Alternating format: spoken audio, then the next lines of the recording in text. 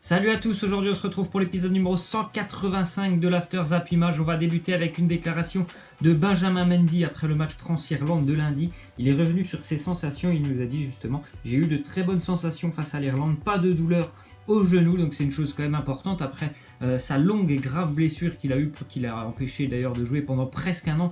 C'est déjà très important pour lui de ne ressentir aucune gêne lorsqu'il joue, et en plus de ça on a vu quand même qu'il n'avait pas perdu énormément sur le terrain. C'est sûr que bon, niveau vivacité, bon, il n'est pas encore totalement prêt à 100%, j'espère qu'il le sera vraiment dans 2 semaines pour le début de la Coupe du Monde, mais en tout cas on a vu quand même que sur son côté il avait fait du bon boulot, il n'a pas hésité à beaucoup monter, il n'a pas hésité à beaucoup centrer, même s'il a souvent été contré, mais je sais qu'en deuxième période il y a eu des centres qui sont arrivés qui étaient très intéressants dans la surface, donc c'est plutôt rassurant de voir Mendy plutôt être en forme. Ensuite, déclaration de N'Golo Kanté, il nous dit aujourd'hui je suis à Chelsea et je ne me préoccupe pas de ce qu'il se passe autour, je prépare la Coupe du Monde, je n'ai que ça en tête. Il y a des rumeurs qui circulent autour d'N'Golo Kanté et d'un possible départ du côté du Paris Saint-Germain. Après, ce sont vraiment que des rumeurs parce que je pense tout simplement que lui déjà il se sent très bien du côté de Chelsea, il l'a déjà dit. Et en plus de ça, je pense que pour Chelsea, ce serait une très très grossière erreur de s'en séparer. Donc voilà, il se concentre sur la Coupe du Monde et c'est tant mieux pour l'équipe de France. Ensuite, on voit que Miralem Pjanic, le milieu de terrain de la Juventus, il intéresse Manchester City, le Real et le FC Barcelone. La Juve ne le laissera pas partir pour moins de 80 millions d'euros. C'est quand même un sacré montant, mais c'est un joueur qui vaut ces 80 millions d'euros. Pjanic, c'est un joueur qu'on va pas en entendre parler souvent de Miralem Pjanic, malgré le fait que des fois il arrive à marquer des buts qui sont vraiment magnifiques, notamment sur coup de pied arrêté ou des frappes de loin, mais c'est aussi un joueur qui est très important dans le jeu de son équipe, et il est bien sûr énormément doué techniquement. C'est au-dessus de la moyenne, Miralem Pjanic, avec aussi une très très bonne vision du jeu, donc c'est sûr que pour toutes ces équipes qu'on vient de citer, ça serait certainement un très gros renfort. Ensuite, on voit qu'encore une fois Manchester City est en négociation avancée avec un autre joueur de Serie A du côté du Napoli, c'est Jorginho, le numéro 6 ou numéro 8, comme vous le voulez. Les Citizens proposent 46 millions d'euros, le Napoli en demande 50 millions d'euros, donc c'est quand même plutôt bien engagé pour ce possible transfert. Jorginho qui pourrait venir suppléer certainement Fernandinho, le numéro 6 de Manchester City, puisque Fernandinho, on va dire que c'est vraiment le seul et le pur numéro 6, on va dire, de Manchester City, parce que les autres c'est plutôt des 6-8, et là Jorginho ça ferait vraiment un très très bon renfort pour City au niveau des milieux défensifs. Ensuite, on voit que Liverpool va intensifier les négociations à la semaine prochaine pour Nabil Fekir et souhaite enregistrer sa signature avant le mondial. Pour l'heure, aucune offre a été transmise à l'Olympique Lyonnais, et de son côté Fekir aurait annoncé à Jean-Michel Aulas son désir de rejoindre Liverpool, donc on verra certainement la semaine prochaine l'avancée de ce dossier entre Fekir et Liverpool.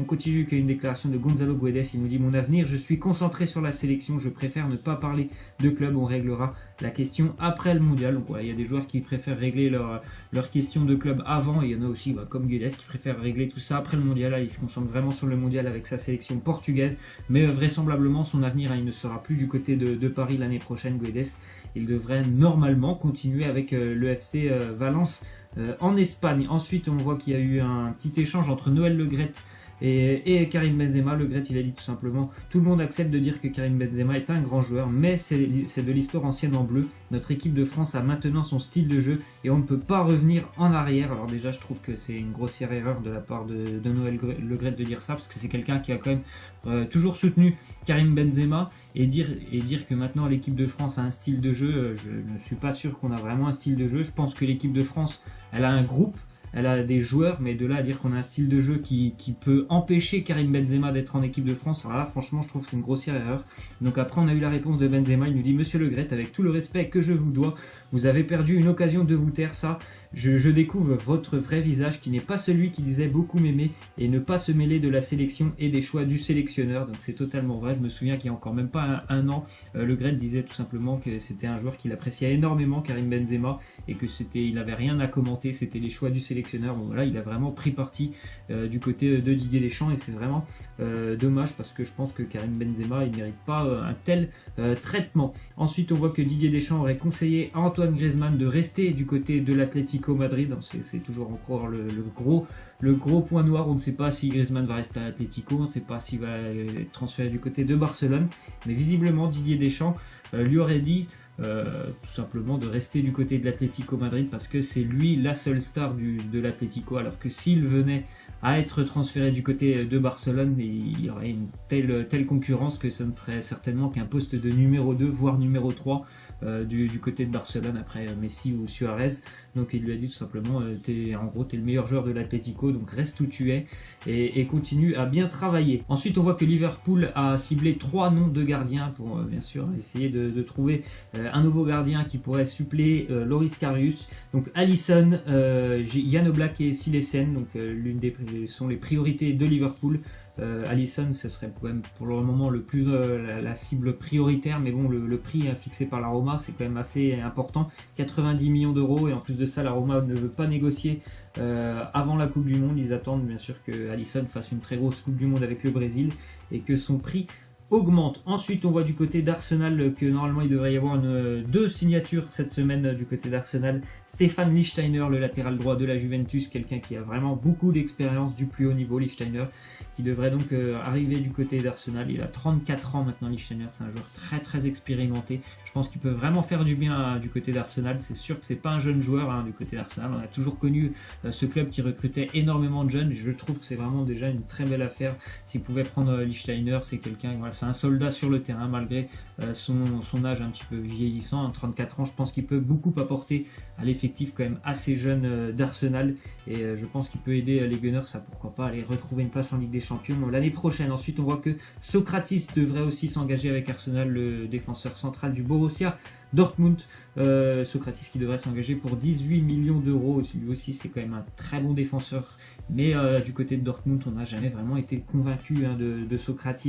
18 millions d'euros, il pourrait aussi s'engager avec les Gunners. On continue donc avec John Terry, le joueur d'Aston Villa qui va quitter Aston Villa après seulement une saison passée avec les Villains. Lui qui espérait remonter en Première Ligue avec Aston Villa. Il a échoué dans sa mission comme toute son équipe qui a été battue en finale de play-off par Fulham. Donc il va quitter Aston Villa et on ne sait toujours pas à l'heure actuelle où il va s'engager, où est-ce qu'il va arrêter sa carrière. Peut-être qu'il va continuer en Angleterre dans un club de deuxième division, ou pourquoi pas rejoindre les États-Unis comme beaucoup de joueurs peuvent le faire. Ensuite on voit du côté de l'Eintracht Francfort la nomination de Adi Hütter qui devient officiellement le nouveau coach de l'Eintracht Francfort. On sait que le coach Niko Kovac, qui était l'entraîneur de l'année dernière de l'Eintracht, il a quitté Francfort pour aller entraîner le Bayern Munich. Donc Adi Hütter, c'est quelqu'un qui a été champion tout simplement cette année, champion de Suisse avec les Young Boys de Berne. Il prend l'Eintracht Francfort.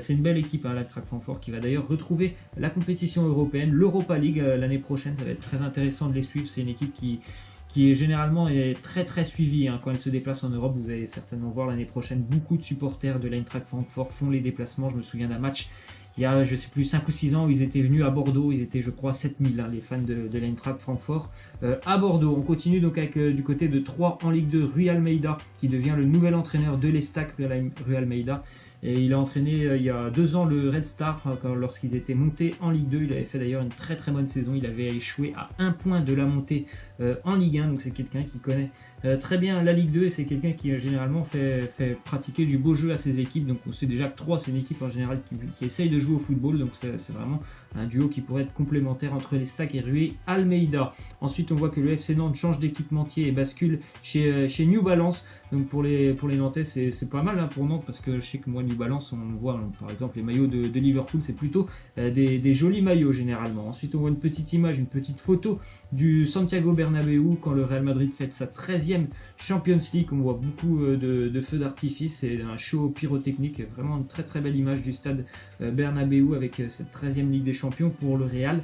Encore bravo aux Madrilènes. Et ensuite on voit une image en Allemagne, l'Energie Cottbus qui remonte en 3e division avec ses 22 500 supporters. Impressionnant quand même pour une équipe qui évolue en 4e division, l'Energie Cottbus qui remonte. C'est une équipe qui est très connue en Allemagne, je crois qu'il y a encore 6 ou 7 ans. Ils étaient d'ailleurs en Bundesliga. On va terminer avec la question de fin qui concerne l'Espagne et la Coupe du Monde. L'Espagne est sur la meilleure série des qualifiés pour la Coupe du Monde. 18 matchs d'invincibilité. La dernière défaite, je pense que tout le monde s'en souvient, c'était lors de l'Euro 2016 en France face à l'Italie lors du 8e de finale. Ça avait été un match vraiment incroyable de la part des Italiens tactiquement. Ils avaient vraiment tellement gêné cette équipe d'Espagne. L'Espagne n'avait pas du tout réussi à imposer son style de jeu aux Italiens. Donc est-ce que pour vous, l'Espagne est la grande favorite de cette Coupe du Monde avec le Brésil? Moi je pense que l'Espagne pour moi, elle est plus prête actuellement que l'Allemagne. Et est-ce que vous voyez aussi on va dire des faiblesses du côté de l'effectif espagnol? Moi la seule faiblesse que je vois, c'est plutôt au niveau de l'attaque. Je pense qu'il n'y a pas vraiment un grand nombre au niveau de l'attaque, mais alors après les autres lignes, que ce soit gardien, en défense, au milieu de terrain, je pense vraiment que c'est un effectif qui est très bien fourni. Donc à part l'attaque, je vois vraiment que c'est une équipe très complète. Laissez-moi en commentaire ce que vous en pensez de cette sélection espagnole. Voilà, c'est la fin de cet After Zapping. J'espère que ça vous aura plu. N'hésitez pas à lâcher des likes, à vous abonner. Moi je vous laisse et je vous dis à demain. Ciao.